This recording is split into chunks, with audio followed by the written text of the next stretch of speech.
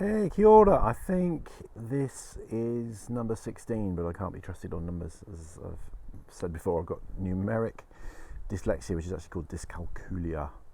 And that's kind of relevant to today's topic because what I want to talk about is where retroactive jealousy is complex or is nested within one or more other condition.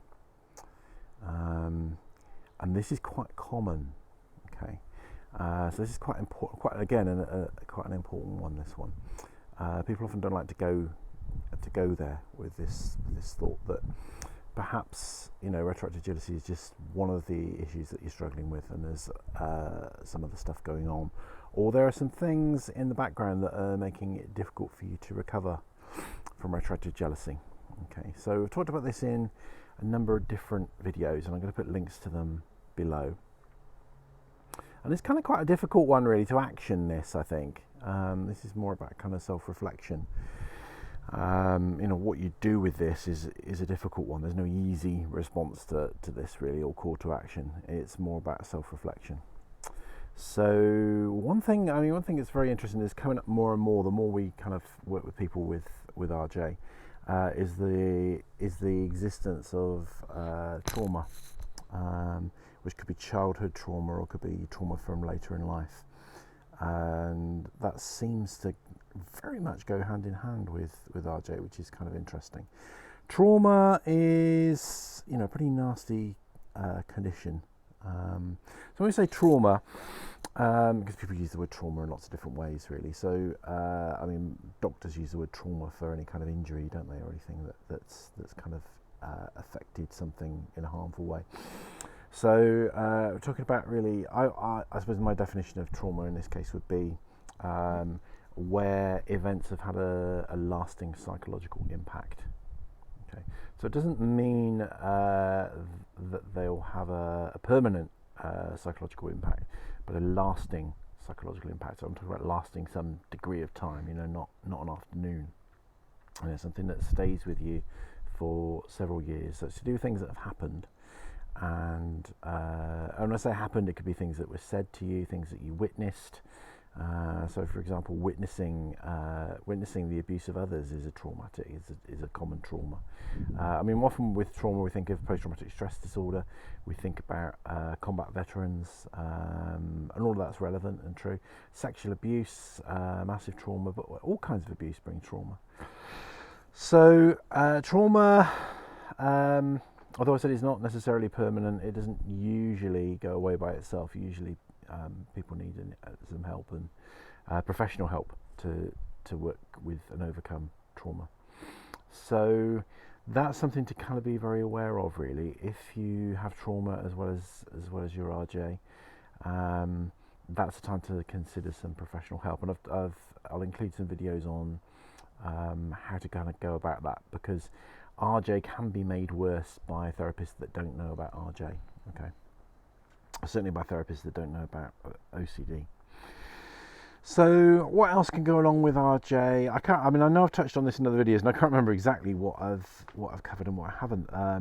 But other forms of OCD, and it would be very wise if you're treating your retroactive jealousy, and you have other forms of OCD, to treat them all together. Really, to look at them all as the same thing. In fact, it's a very helpful thing to look at them all as the same thing. And work on that together. Things like autism and ADHD can make treatment more difficult in some cases if you're not aware of it. And loads of people are autistic and have ADHD without knowing it, because there's a lot of misinformation about that. I've done lots of videos specifically around that. They're all under the playlist Neurodiversity. So if you're interested in that and want to check out that more, have a look at that video. I won't put that one in the list below, but that is there. If you have something like dyslexia, or dyscalculia or dyspraxia, then it's worth looking that these conditions are usually cluster. So if you've got one, you're more likely to have another. So it's a good chance, if you've got those things, that you may also have ADHD or autistic spectrum condition. in which case it's important to be aware of that, because that will accelerate your recovery if you can become aware of that and adapt. You know, that it's a condition, not a disorder. So it brings good things as well as bad things. Or motor scooter going past. But if you're aware of it, then you can just accelerate your recovery sort of considerably, really, because if you're not aware of it, it will kind of make things more tricky. Okay. So things like personality disorders as well, borderline personality disorder, histrionic personality disorder. If you've got those, that's going to make recovery very difficult. There's actually a video, not one of mine, but a video around by somebody that does a lot of stuff around borderline personality disorder, which is emotionally unstable personality disorder. It's the same thing, different diagnostic manual. So there's somebody that does videos on borderline personality disorder that also has done some good stuff on jealousy as well. So if you're interested in that, let me know. So and codependency, narcissism. Also good to be aware of things like alpha and beta males, which is not something that's in kind of orthodox psychology, but something that I think is very useful. And incel mentality, or in the kind of the thinking behind it. If you're a guy, it's good to kind of just look into the connections between that and retroactive jealousy. So really the task is to watch the videos, which are a real smorgasbord of different things, and just to reflect on, whether, because probably most mental health conditions are, what am I trying to say here? Loads of mental health conditions are undiagnosed, unrecognised. Okay. And also it's possible to have traits of certain conditions that are kind of what they call subclinical, which means that you haven't quite got them badly enough to meet a diagnosis. If you saw a psychiatrist, they wouldn't be able to give you that diagnosis, but they probably would say, well, you score quite highly in some of the traits, but not others. So a psychological inventory is one of the things that I recommend, a mental health psychological inventory. Just see, what else might be troubling you, how else that might be affecting you. There's no shame in any of this stuff. This is all stuff that happens to human beings, and often there is something else that's going alongside the RJ. And if that's the case, then some of the things that you may have tried won't be working for you, and that's not because you've not tried hard enough, or it probably isn't because you've not tried hard enough.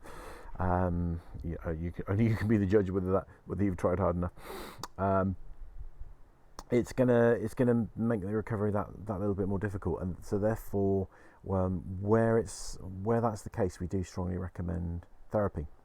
Okay, and because we're therapists and we recommend therapy, people think, oh, he's just trying to feather his nest, but it can be vital in some cases, and that's why we try and we make therapy available.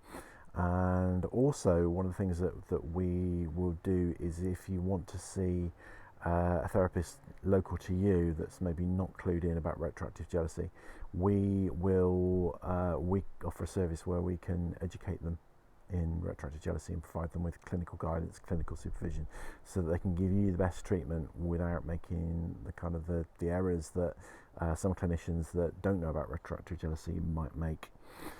So we do our best to help out in whatever circumstances, to help people, give advice on how to find a therapist and all that kind of thing. So yes, we do provide therapy, but we're not kind of mercenary, just trying to get your money. I mean, if all the people, there's so many people with retroactive jealousy in the world, if